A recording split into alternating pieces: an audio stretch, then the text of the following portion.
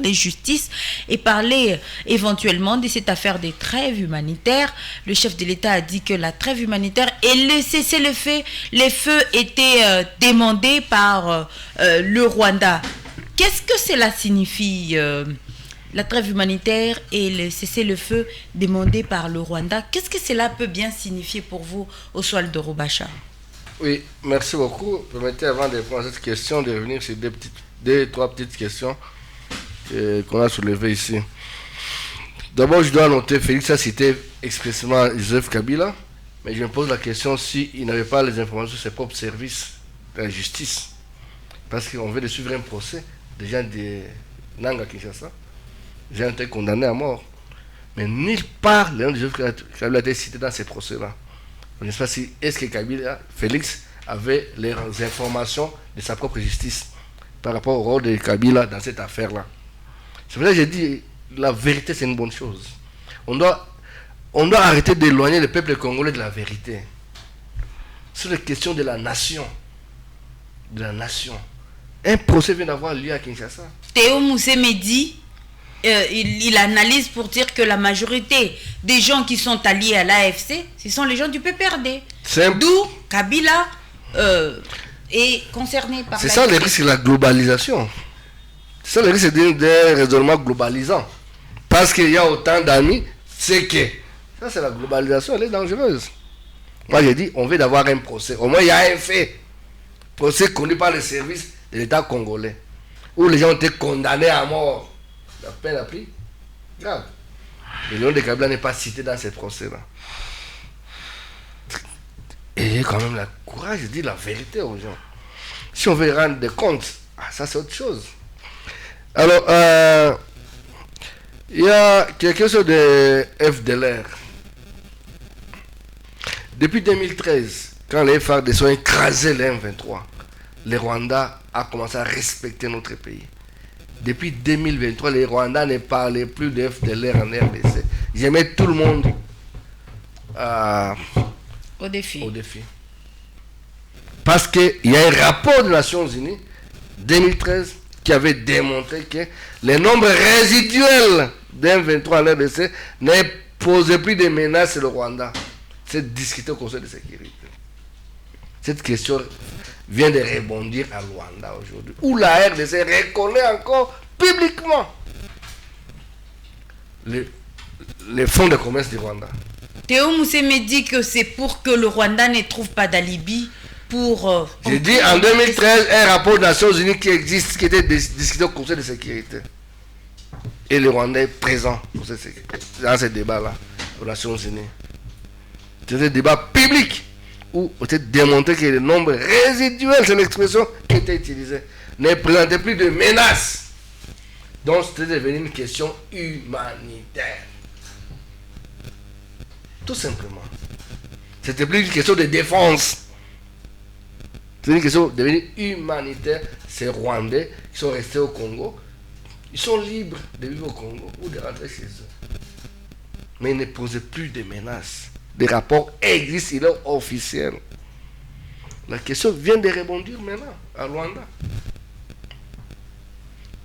Comprenez? Donc, comme je l'ai dit au début, c'est un grand recul pour notre pays. On nous ramène dans une situation d'avant 2013. Depuis 2013, l'armée congolaise avait le contrôle total de l'ensemble du territoire national. On avait des problèmes d'insécurité avec des groupes armés, des milices et tout ça. On n'avait plus un problème de défense, donc de menaces extérieures réelles, de troupes étrangères dans notre pays. Donc ce sont des questions de la nation. Je suis fier d'avoir Moussé devant moi aujourd'hui. Parce que on a eu beaucoup de débats avec lui. À l'époque, il était encore opposant. Moi, le langage était le même. Mais lui, je crois que le langage n'a pas changé. Parce qu'hier, il était à l'attaque. Aujourd'hui, il est à la défensive. Donc l'attitude a changé. L'attitude a changé. Moi, l'attitude est restée la même. Ça reste à vérifier. Hein. L'attitude est restée la même. On avait le même langage à l'époque. Contre Kabila, dans sa gestion. Nous sommes à l'époque des initiateurs de la campagne Ne touchez pas à ma constitution. Procès civil. Parce que déjà, c'est nous qui avions bloqué les démarches de Kabila. Déjà, qu'on a lancé en 2012, qui nous a suivis jusqu'en 2018. Donc nous, la langue n'a pas changé. Nous sommes là où nous étions, c'est civil, nous restons. Ce sont les questions de la nation, mon frère, mon sœur. Le président Félix n'a pas été à la hauteur de défendre l'intégrité du territoire national. Aujourd'hui, l'armée est en train de perdre chaque jour de l'espace. C'est pas honte de le dire. Les faits sont têtus. Les faits sont têtus. Et aujourd'hui, dites-moi, quelle est la part de l'État congolais dans l'assistance de tous ces déplacés congolais? Qu'est-ce que l'État congolais fait pour ces gens-là? Ils sont abandonnés à leur propre sort. Tous ces déplacés de guerre. Ils sont à ciel ouvert, abandonnés comme ça. Alors, pourtant, nous avons partout, et en province, et dans nos provinces, et au niveau central, les ministères des Affaires sociales, les ministères des Affaires de la solidarité nationale. Vous comprenez? Donc, ce sont des questions de la nation. Apprenons à dire la vérité. Elle sauve. Alors, au sujet du cessez-le-feu, il a dit que le chef de l'État a dit que c'était une initiative du Rwanda. Bon, c'est une très bonne chose que ça, l'initiative du Rwanda que les États-Unis ont récupéré, ils ont imposé aux uns aux autres, mais ça n'a jamais été observé. Nanga a dit qu'il n'est pas concerné par le Rwanda. Donc c'est le fait entre le Rwanda et la RDC. Mais Nanga et ses amis ont dit qu'ils sont concernés, ils n'ont pas été à la table de discussion. Ils attendent Nairobi. Parce que Nairobi concerne les Congolais qui menacent les pouvoirs. C'est le régime. Non, en fait, on peut dire que les dépressions ont commencé avant Félix.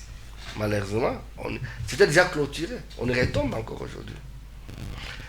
Et donc, les États-Unis, je suis parfois, ça me fait très mal au cœur, hein, quand aujourd'hui nous continuons à nous causer comme des enfants. Tu vois l'enfant et le bébé, maman tape, mais l'enfant refuse de sortir entre les mains de ses mamans. Qui tape. Vous venez sortir l'enfant, non maman, l'enfant pleure, veut rester entre les bras de sa maman qui tape. Voilà comment nous comportons devant les Américains. C'est eux qui nous tapent matin, midi, soir. Les Rwandais n'ont que les bras longs à côté, qui a accepté de mettre ses propres enfants à l'histoire des Américains pour nous taper. Mais c'est les Américains qui nous tapent matin, midi, soir. Et nous les applaudissons. Est-ce qu'il y a possibilité de refuser la main tendue des Américains? Mais le Mali vient de chasser des Américains. Est-ce que la République démocratique du Congo est-elle à la hauteur? Mais c'est question des responsabilités. Qui défend les intérêts du Congo? C'est le chef de l'État. Si les Américains sont une menace contre les intérêts du Congo, on fait quoi? Le Mali vient de chasser une base militaire américaine au Mali. Et ça se passe. Et le président est là. Assumons-nous. Il y a d'autres alliés au monde qui peuvent venir en aide. Approchez-les.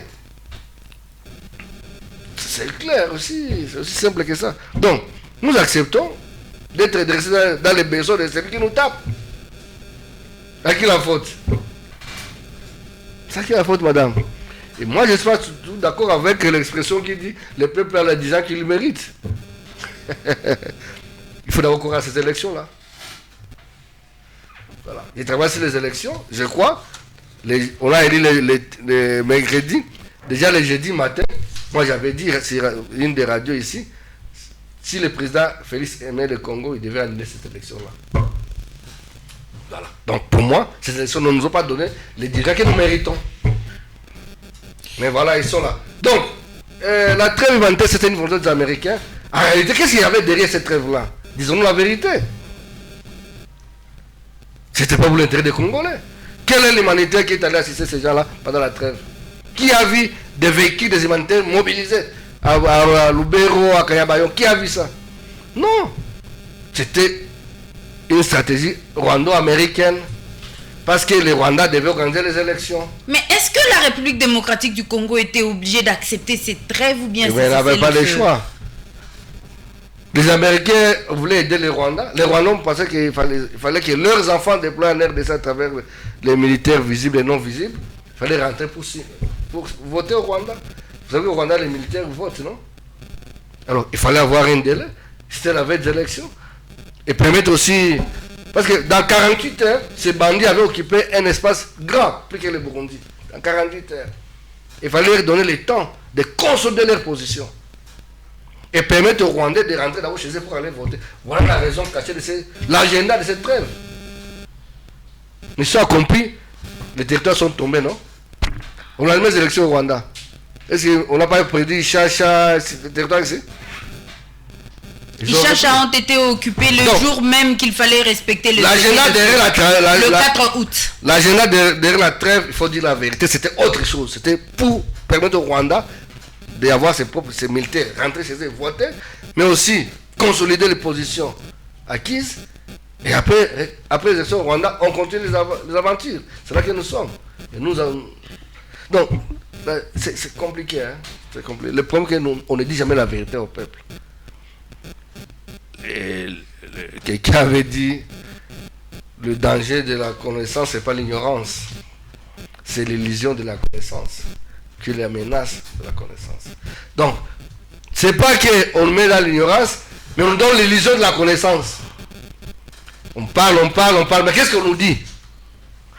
Qu'est-ce qu'on nous dit? On nous met dans l'illusion de la connaissance.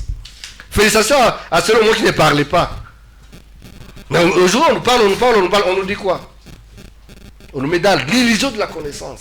Et c'est très dangereux. C'est la vraie menace de la connaissance. L'illusion de la connaissance.